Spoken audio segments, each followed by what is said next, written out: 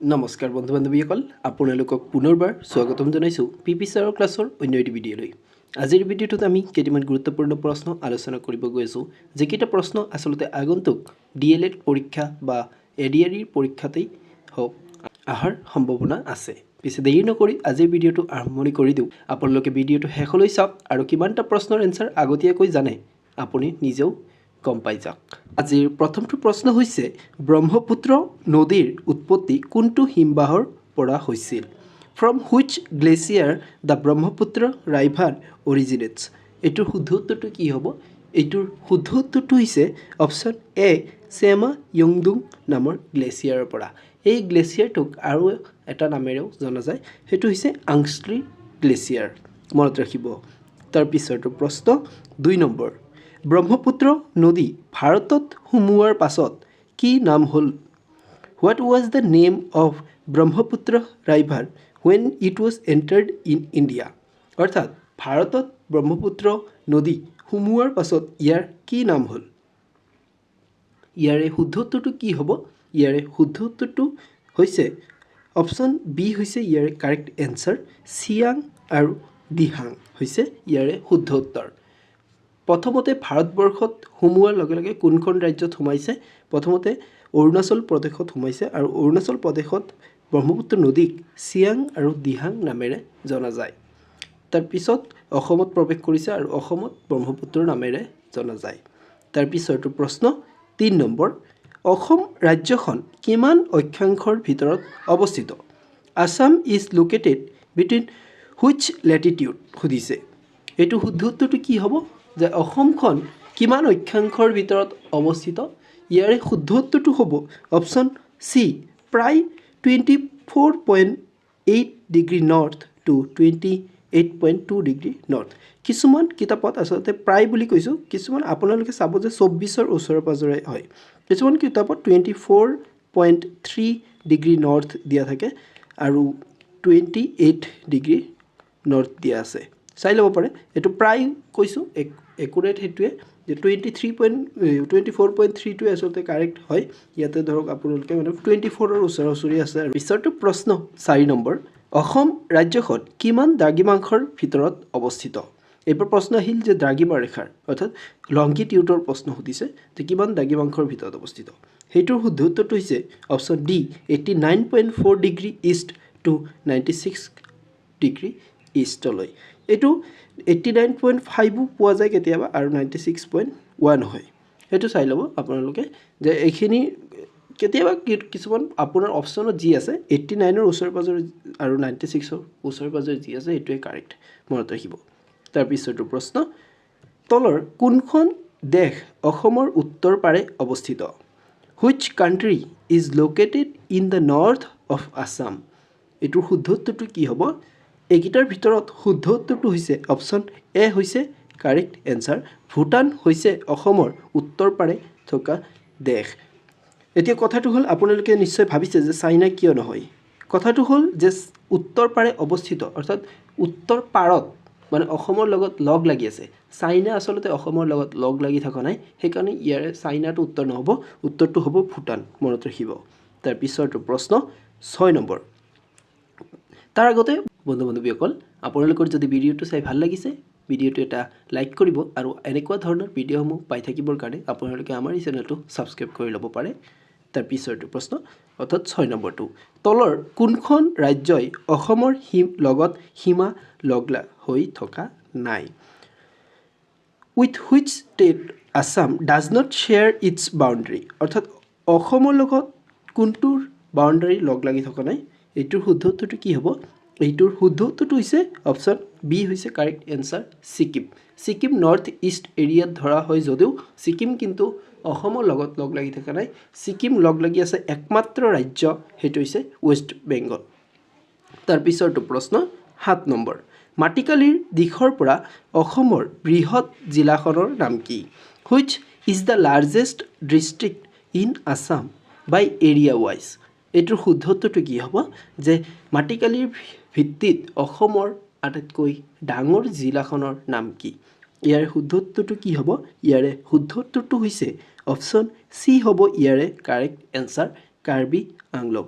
মনত ৰাখিব আৰু পৰীক্ষাত সুধিব পাৰে আটাইতকৈ স্মলেষ্ট যোনটো এৰিয়া ৱাইজ সেইটো কি হ'ব সেইটো হৈছে বজালি হৈছে ইয়াৰ শুদ্ধ উত্তৰ বজালিটো এৰিয়া ৱাইজ আটাইতকৈ স্মলেষ্ট আৰু বাই পপুলেশ্যন ৱাইজ অৰ্থাৎ জনসংখ্যাৰ ফালৰ পৰা যদি চোৱা যায় সেইটো হৈছে নগাঁও মনত ৰাখিব কামৰূপ মেট্ৰটো হ'ব পাৰে কামৰূপ মেট্ৰটো আচলতে জনসংখ্যাৰ ফালৰ পৰা নহয় জনসংখ্যাৰ ঘনত্বৰ ফালৰ পৰা তাৰ পিছৰটো প্ৰশ্ন আহি গ'ল 8 নম্বৰ অসমত আটাইতকৈ বেছি পৰিমাণে হোৱা প্ৰাকৃতিক দুৰ্যোগ কোনটো which natural hazards hits Assam the most এইটোৰ উত্তৰ আপোনালোকে সবেই জানে আপোনালোকে নিশ্চয় জানে এইটোৰ উত্তৰ আপোনালোকৰ কাৰণে মই এই প্ৰশ্নটোৰ উত্তৰটো থৈ দিলোঁ যোনে যোনে এই প্ৰশ্নটোৰ উত্তৰটো জানে নিশ্চয় কমেণ্ট কৰি জনাব তাৰ পিছৰটো প্ৰশ্ন 9 নম্বৰ তলৰ কোনটো অসমৰ পুৰণি কয়লা ক্ষেত্ৰ which is the oldest call field in Assam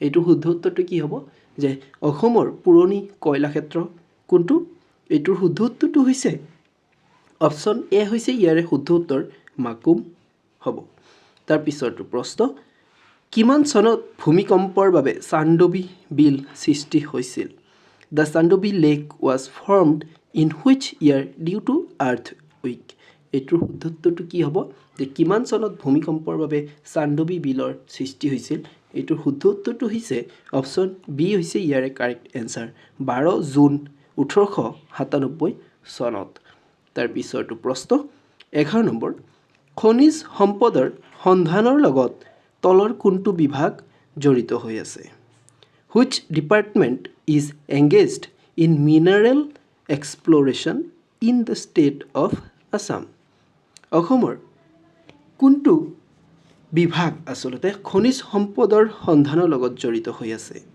ইয়াৰে শুদ্ধ উত্তৰ কি হ'ব ইয়াৰে শুদ্ধ উত্তৰটো হৈছে অপশ্যন চি হৈছে correct answer directorate of geology and mining এইটো হ'ব ইয়াৰে শুদ্ধ উত্তৰ তাৰ পিছৰটো প্ৰশ্ন 12 নম্বৰ অসমত কিমান চনত প্ৰথমে তেলৰ খনন কৰা হৈছিল in which year oil was first drilled in Assam এইটোৰ শুদ্ধ উত্তৰটো কি হ'ব ইয়াৰে শুদ্ধ উত্তৰটো হৈছে অপশ্যন ডি হ'ব লাগিছিল অপশ্যনটো অলপ গণ্ডগোল হৈছে 67 হ'ব 1867 চনত আচলতে প্ৰথমতে তেলৰ খনন কৰা হৈছিল অসমত তাৰ পিছৰটো প্ৰশ্ন আহি গ'ল 13 নম্বৰ অসমত কিমানখন তেল শোধনাগাৰ আছে how many oil refineries are there in Assam এইটো শুদ্ধ উত্তৰটো কি হ'ব ইয়াৰে শুদ্ধ উত্তৰটো হৈছে অপশ্যন এ 4 হ'ব ইয়াৰে শুদ্ধ উত্তৰ আৰু আটাইতকৈ পুৰণি যেটো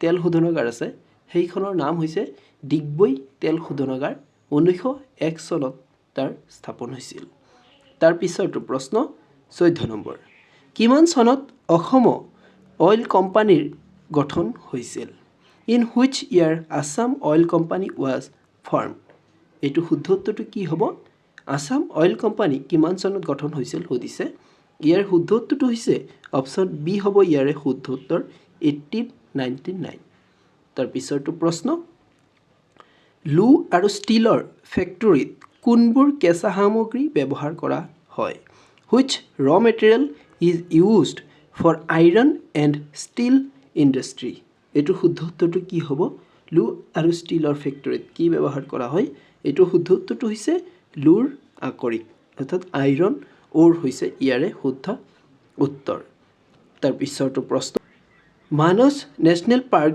is located in the foot hill of which region অৰ্থাৎ মানস নেশ্যনেল পাৰ্ক কোনটোৰ তলত আছে এইটোৰ শুদ্ধ উত্তৰটো কি হ'ব ইয়াৰে শুদ্ধ উত্তৰটো হৈছে অপশ্যন এ ভূটানৰ যিটো পাহাৰ সেই পাহাৰৰ তলত মানস নেশ্যনেল পাৰ্ক লোকেটেড হৈ আছে অৰ্থাৎ অৱস্থিত তাৰ পিছৰটো প্ৰশ্ন 18 number which of the following is the largest petroleum producing state অৰ্থাৎ আটাইতকৈ বেছি পৰিমাণে পেট্ৰলিয়াম প্ৰডিউচ কৰে কোনখন ৰাজ্যই এইটোৰ শুদ্ধ উত্তৰটো কি হ'ব ইয়াৰে শুদ্ধ উত্তৰটো হৈছে অপশ্যন বি হ'ব ইয়াৰে শুদ্ধ উত্তৰ মহাৰাষ্ট্ৰ তাৰ পিছৰটো প্ৰশ্ন 19 number in which of the following place annual rainfall is very ল' আটাইতকৈ কম পৰিমাণে বৰষুণ হোৱা কোনখন ঠাই এইটো শুদ্ধ উত্তৰটো কি হ'ব যে অসমৰ আটাইতকৈ কোনখন ঠাইত আটাইতকৈ বেছি মানে কম পৰিমাণে কি হয় বৰষুণ হয়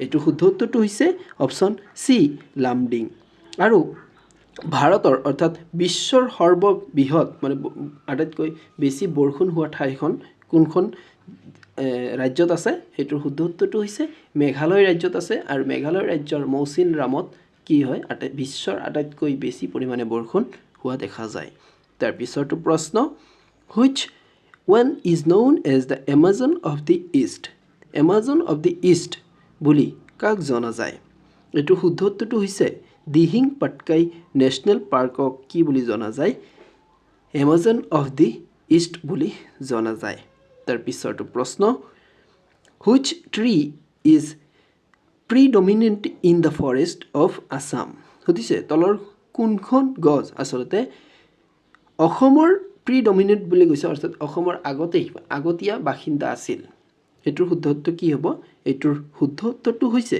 অপশ্যন এ হৈছে কাৰেক্ট এনসাৰ তিয়কটো অসমত আগতেই পোৱা যায় বুলি আগৰ পৰাই মানে অসমতে পোৱা গৈছিল বুলি জনা যায় তাৰ পিছৰটো প্ৰশ্ন 22 number which north eastern state is known as the jewel of India অৰ্থাৎ jewel of India বুলি কোনখন ৰাজ্যক জনা যায় এইটোৰ শুদ্ধ উত্তৰটো কি এইটোৰ শুদ্ধ উত্তৰটো হৈছে অপশ্যন বি মণিপুৰ আপোনালোকে মনত ৰাখিব পাৰে যে মণিপুৰী যিবোৰ গহনা মণিপুৰী গহনাবোৰ সবে পছন্দ কৰে সেইকাৰণে গহনাক ইংলিছত জুৱেল আৰু সেইকাৰণে মণিপুৰক কি বুলি কোৱা হয় জুৱেল অফ ইণ্ডিয়া বন্ধু বান্ধৱীসকল ভিডিঅ'টো চাই ভাল লাগিলে ভিডিঅ'টো লাইক কৰিব পাৰে আৰু আপোনালোকৰ বন্ধু বান্ধৱীৰ লগত ভিডিঅ'টো শ্বেয়াৰ কৰিব আৰু আগন্তুক দিনবোৰত এনেকুৱা ধৰণৰ ভিডিঅ' মই পাই থাকিবৰ কাৰণে আপোনালোকে যদি আমাৰ এই চেনেলটো ছাবস্ক্ৰাইব কৰি লোৱা নাই তেতিয়াহ'লে চেনেলটো ছাবস্ক্ৰাইব কৰি ল'ব পাৰে আগন্তুক দিনবোৰত আমাৰ এই চেনেল আপোনাক নিশ্চয় পৰীক্ষাত উত্তীৰ্ণ হোৱাকৈ সহযোগিতা আগবঢ়াব ধন্যবাদ